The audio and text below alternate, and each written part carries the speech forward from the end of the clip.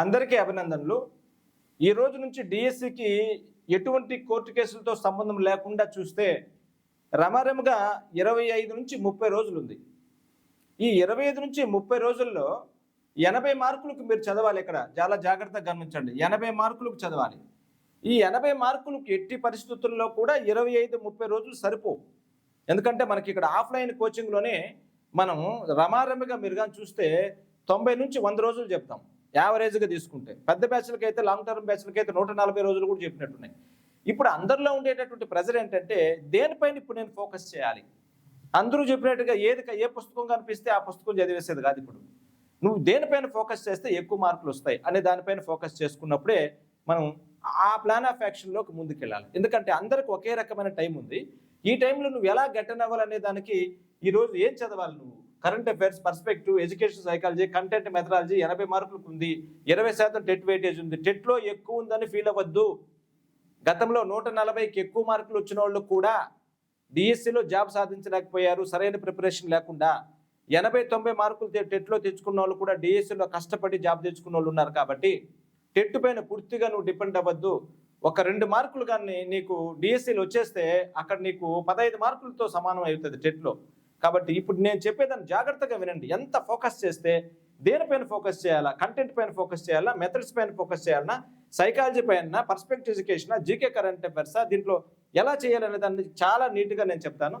దీంతోపాటు ఈరోజు మీరు ఈ టైంలో మిమ్మల్ని కాపాడేది, మిమ్మల్ని సిలబస్ పూర్తి చేసేటటువంటి ఏకైకమైనటువంటి ఆయుధము ఈ రివిజన్ టెస్టులు మాత్రమే, రివిజన్ గ్రాండ్ టెస్టులు మాత్రమే. మనం ఇప్పటికీ 8 రివిజన్ గ్రాండ్ టెస్టులు రాసుకున్నాం. సమయం ఉంది కదా, 10 రోజులు కలిసి వచ్చింది. కాబట్టి ఈ రోజు నుంచి ఒక్కొక్క రివిజన్ టెస్ట్కి, జరగబోయేటటువంటి రివిజన్ టెస్ట్కి ఒక్కొక్క రోజు అదనంగా ఇచ్చి చదివిస్తున్నాం. కాబట్టి దీంట్లో ఏం చదవాలి మీరు అనే దానిపైన ఫోకస్ చేస్తూ మీకు అద్భుతంగా ఈరోజు ఈ వీడియోలో ఓ 10-15 నిమిషాల్లో క్లారిటీ తెప్పించే ప్రయత్నం చేస్తాను. మరి ఇక్కడ ఆఫ్లైన్లో జరిగేటటువంటి ఆన్లైన్లో విషయాలన్నీ కూడా ఆన్లైన్లో మీరు అప్డేట్ చేసుకోవడం కోసం, రివిజన్ టెస్టులు రాసుకోవడం కోసం వీడియోలు, పీడిఎఫ్ నోట్స్లు, డైలీ టెస్టులు రాసుకోవాలనుకుంటే తిరుపతి శ్రీ ప్రజ్ఞ యాప్ డౌన్లోడ్ చేసుకోండి. డిస్క్రిప్షన్లో ఉంది. అందులో ఈ రివిజన్ టెస్టులు రాసుకోవచ్చు, నోట్స్లో అవసరమైన నోట్స్లు చదువుకోవచ్చు, టెస్టులు చేసుకోవచ్చు.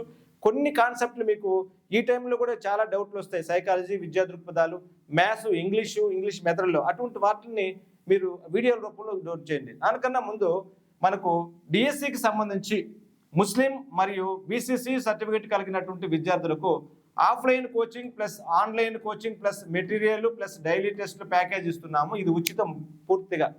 ఎవరెవరికి ముస్లిం, బీసీసీ కలిగినటువంటి విద్యార్థులు, సర్టిఫికేట్ కలిగిన విద్యార్థులు ఏ జిల్లాలో ఉన్నా కూడా నేరుగా లగేజ్ తీసుకుని రావచ్చు. వాళ్ళకి అద్భుతమైన అవకాశం కల్పిస్తున్నాం. ఆఫ్లైన్ ఇస్తున్నాం, ఆన్లైన్ ఇస్తున్నాం. ఆన్లైన్ మీకు ఇంటి దగ్గర కూడా ప్రొవైడ్ చేసే అద్భుతంగా మీకు మీ ఉద్యోగానికి మనం ప్రయత్నం చేస్తున్నాం. కాబట్టి ఉపయోగించుకోండి. చాలా నీట్గా మీకు ఉపయోగపడేటట్లుగా చేస్తున్నాం.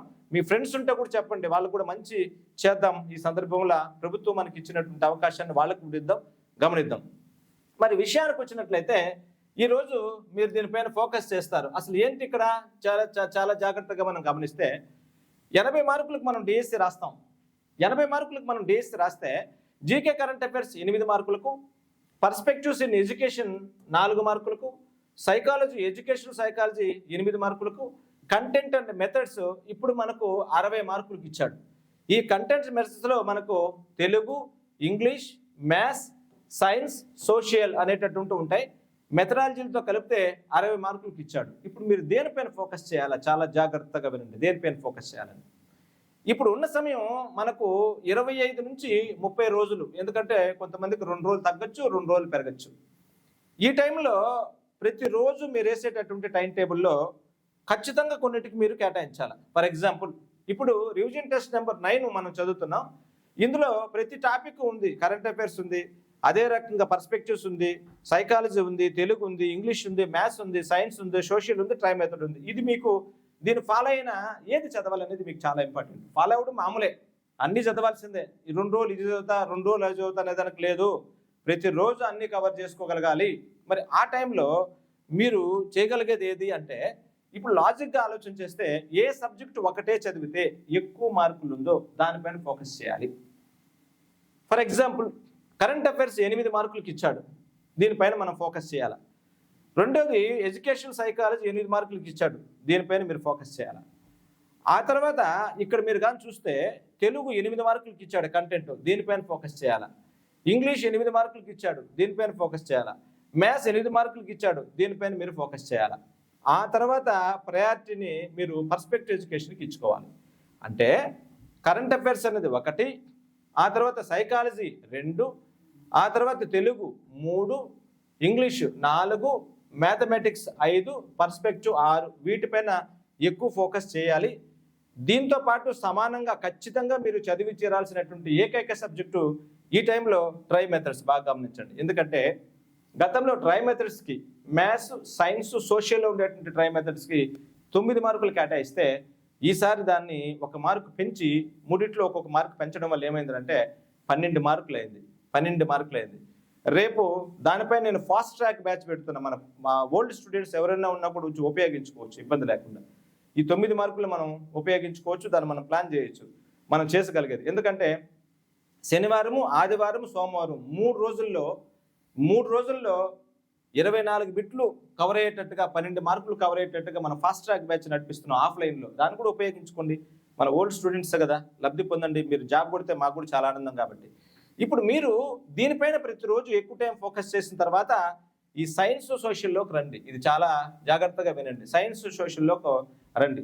ఏం సార్ మనం సైన్స్ సోషల్ ప్రయారిటీ అంటే, ఫర్ ఎగ్జాంపుల్ ఇప్పుడు నువ్వు సోషల్ ఒక్కటి తీసుకున్నావు అనుకో, ఒకసారి గమనించండి. ఈ సోషల్ పార్ట్ ఒకటే కాదు కదా. ఈ సోషల్ పార్ట్లోకి నువ్వు వస్తే జాగ్రఫీ, హిస్టరీ, సివిక్స్, ఎకనామిక్స్ చదవాలి. ఈ జాగ్రఫీ, హిస్టరీ ఈ 2 నువ్వు చదివితే ఒక 1 మార్కు అటు ఇటు 2 కలిపి 5 మార్కులకి ఇస్తాడు.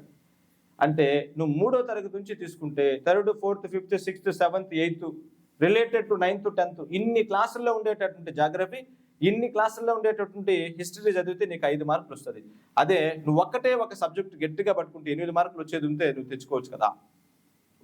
ఒక 6 నెలలు కరెంట్ అఫైర్స్ పైన ఫోకస్ చేస్తే నువ్వు ఎక్కువ తెచ్చుకోవచ్చు. కాబట్టి దీనిపైన కన్నా సివిక్స్, ఎకనామిక్స్ చూడండి 1.5 మార్కు తప్ప దాన్ని ఎక్కువగా మనం పెట్టుకోవడానికి కూడా లేదు.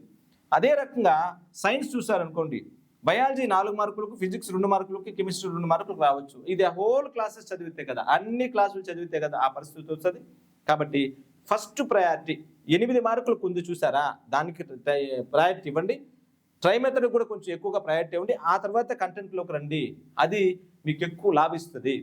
అదే ఇంతకుముందు చదువున్నారు ఓల్డ్ స్టూడెంట్స్ ఉంటారు, మేము 2 సంవత్సరాలుగా చదివేవాళ్ళు మన దగ్గర ఉన్నారు, 3 సంవత్సరాలుగా చదివేవాళ్ళు మన దగ్గర ఉన్నారు. వాళ్ళు ఈక్వల్గా తీసుకెళ్తారు, ఎందుకంటే వాళ్ళకి ఇవన్నీ చదివేసి ఉంటారు. కాబట్టి వాళ్ళు ఈక్వల్గా ప్రతిరోజు ప్రతిదానికి ప్రాధాన్యత ఇస్తూ ఉంటారు. ఈ మధ్యకాలంలో స్టార్ట్ చేసేవాళ్ళు, కొత్తగా స్టార్ట్ చేసే వాళ్ళు ఈ స్ట్రాటజీని ఫాలో అవ్వండి, ఖచ్చితంగా మీరు గెయిన్ అవుతారు. మరి ఈ జస్ట్ మనకు ఇది 9వ అంటే 18 టెస్టులలో 9వ రివిజన్ టెస్ట్ ఏ డేట్లో పెడతామనేది యాప్లో మనం టైం మెయింటైన్ చేస్తున్నాం, డేట్ కూడా మెన్షన్ చేస్తున్నాం. ఎందుకంటే ఇప్పుడు ఇంతకుముందు మనం షెడ్యూల్ ఇచ్చేసాం. ఇప్పుడు 9వది యాక్చువల్గా ఎప్పుడు జరగాల, 3వ తేదీ జరగాలి, కానీ నేను 4వ తేదీ పెడుతున్నా. ఎందుకు, టైం కలిసి వచ్చింది కదా 10 రోజులు మనకు. కాబట్టి యాప్లోనే కూడా మీకు ఆ టైంను కాస్త మారుస్తాను, అది కూడా చేస్తాను. మరి దీంట్లో మనం ఫోకస్ చేయడానికి స్టాండర్డ్గా ఉండేటటువంటి బుక్స్, ఈ మెటీరియల్ని అద్భుతంగా అందుబాటులోకి తెస్తున్నాం. వాళ్ళందరికీ కూడా మనం పంపించేస్తాం, ఆల్మోస్ట్ చాలా మందికి మనం పంపించేస్తాం. దీనిని బేస్ చేసుకొని మనం దీన్ని రూపొందించాం. పార్ట్ 1లో మనం కరెంట్ అఫైర్స్లో చూస్తే అక్టోబర్లో ఉండేటటువంటి 6 నుంచి అంటే 16వ తేదీ నుంచి 31వ తేదీ వరకు ఉండేటదాన్ని చదవాలి. మీరు బాగా ఫోకస్ చేయాలి, దీంట్లో కాన్సన్ట్రేట్ చేయదు. అవార్డులు, సమగ్ర సమాచారము, బిరుదులు, నినాదాలు, ప్రముఖులు, దినోత్సవాలు, ఫార్ములాస్ దీంట్లో మనం ఫోకస్ చేస్తాం. పర్స్పెక్టివ్ ఎడ్యుకేషన్లో వర్తమాన భారతదేశంలో విద్య అంటే 3వ యూనిట్లోకి మనం వెళ్తున్నాం. దీంట్లో మనకు ఇంతకు ముందు పర్యావరణ విద్య ఉండేది, ఈసారి మనకు తీసేశాడు కాబట్టి ఇబ్బంది లేదు. ప్రజాస్వామ్య విద్య, విద్యా సమానత్వము, విద్యా నాణ్యత, సమానత్వం అనేటువంటి చిన్న టాపిక్ పైన మనం 4 బిట్లు అంటే 8 బిట్లు 4 మార్కులకి ఇక్కడ మనం ఇచ్చుకుంటున్నాం. అదే రకంగా ఎడ్యుకేషనల్ సైకాలజీలో ఉండేటువంటి అంశాలు మనం కానీ ఫోకస్ చేస్తే స్మృతిలో ఉండే రకాలు, ఆ తర్వాత అభ్యసన బదలాయింపు, అభ్యసన వక్రరేఖల పైన మనం ఫోకస్ చేస్తాం. దీంతో పాటు మనకి ఇక్కడ ఉండేదాని ప్రకారంగా చూస్తే నెక్స్ట్లోకి వచ్చినట్లయితే తెలుగు ఉంది. ఈ తెలుగు 8 మార్కులు కదా ఫోకస్ చేయాలి, బాగా 8 + 4 కదా ఫోకస్ చేయాలి. ఇందులో మీరు కానీ గమనించినారంటే తెలుగులో సందులు, నిర్వచనాల గురించి, తెలుగు సందుల గురించి, అదే రకంగా మనకు ఆమ్రేడిత, ద్విరుక్త, లల్లన సందు వరకు చదవాలి. మెథడాలజీలో తీసుకుంటే భాషా సామర్థ్యాలు, విద్యా ప్రమాణాలు పూర్తి చేయాలి. అదే రకంగా మనకు ఇంగ్లీష్లో తీసుకున్నట్లయితే పార్ట్స్ ఆఫ్ స్పీచ్ గురించి ఎక్కువగా ఫోకస్ చేయాలి. టీచింగ్ అండ్ లెర్నింగ్ మెటీరియల్ గురించి కొద్దిగా ఫోకస్ చేయాలి. అది మీకు చాలా ఉపయోగకరంగా ఉంటుంది. మీరు ప్లాన్ చేసుకోవడానికి కూడా అవకాశం ఉంటుంది. మ్యాథ్స్లో రేఖాగణితము, త్రిభుజాలు, మిళిత రేఖలు, సర్వసమాన త్రిభుజాలు, అదే చతుర్భుజాలు, బహుభుజాలు అనే దానిపైన ఎక్కువ ఫోకస్ చేయండి. ఇది మీకు బాగా లాభిస్తుంది ఈ టైంలో మీరు కానీ చూస్తే. అదే రకంగా సైన్స్లో 6th, 7th related 8th, 9th వరకు చూసుకొని వచ్చాం. శారీరక కదలికలు, చలనము, రకాలు, గమనము, బలము, పీడనము దానిపైన ఫోకస్ చేస్తారు. సోషల్లో మనం కానీ చూస్తే ప్రభుత్వము, స్థానిక ప్రభుత్వము, రాష్ట్ర ప్రభుత్వము, ఈ పౌరులు అనేటువంటి అంశానికి ప్రాధాన్యత ఇచ్చుకోవాలి. ట్రై మెథడ్లో ప్రజాస్వామ్యము అంటే దీంట్లోనే కలుస్తుంది, ఇంతకుముందు దాంట్లోనే. ట్రై మెథడ్లో మనం కానీ తీసుకున్నట్లయితే బోధనా పద్ధతులు అనేటువంటి అంశం, ఎందుకంటే ఇంతకుముందు బోధనా పద్ధతులు ఫోకస్ చేసాం. ఇందులో దాన్ని మళ్ళీ ఇంకొకసారి చదవాలి, ఎందుకంటే ఎక్కువ ప్రయారిటీ ఉంటుంది కాబట్టి అది చదవాలి. 24 బిట్లు ఇస్తున్నాం, చాలా జాగ్రత్తగా ఎక్కువ ఫోకస్ ఉంటుంది కాబట్టి చూసుకోవాలి. ఇది ఇందులో ఉండేటటువంటిది. కాబట్టి మిత్రులారా, అందరికి ఉండే సమయం మీకు కూడా ఉంది. ప్రెజర్ వద్దు, టెన్షన్ వద్దు. దేనికి ఎక్కువ ప్రాధాన్యత ఇచ్చుకొని ముందుకు రండి. ఖచ్చితంగా మనం విజయం సాధిద్దాం. Good luck.